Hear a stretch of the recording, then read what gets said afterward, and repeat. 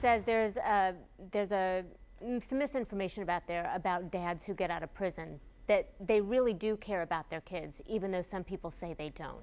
And there's an organization, Fathers UpLift, that he has founded that includes giving some of those dads financial, emotional, traumatic and addiction-based help to try to get back to their families.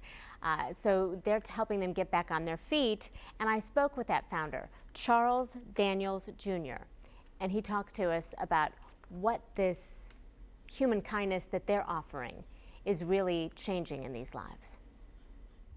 I believe that if fathers have someone to support them with overcoming barriers, anything is possible. They can achieve their dreams and also accomplish their goals. So normally what happens is that they're released back onto the streets, normally with a plastic bag, with their belongings, and with a check, the amount of money that they made while they're in jail, which isn't that much. Oftentimes they have to go to a cash checking place to cash that check and try to find resources so they can stay afloat while they're out.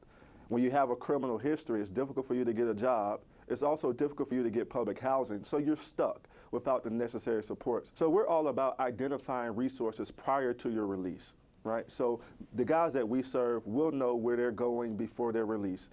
They will know what CORE-friendly jobs, what criminal history-friendly jobs that are available to them when they're released. They will have tangible connections prior to their release.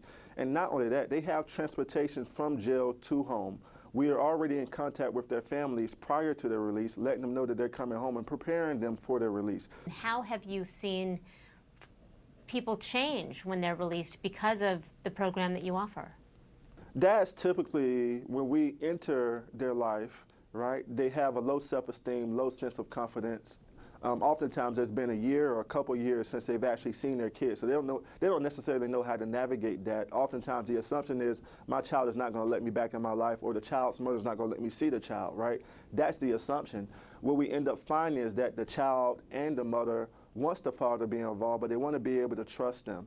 So being able to communicate between those two gaps, those two parties, just makes the situation easier. The father has support with picking up the phone, and the mother who's raising the child has some support with really giving him a chance and understanding that he's not the mistakes that he made in the past.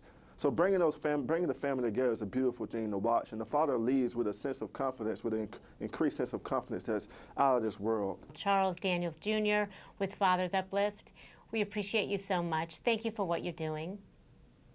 Thank you so much for having me. It's a pleasure being here.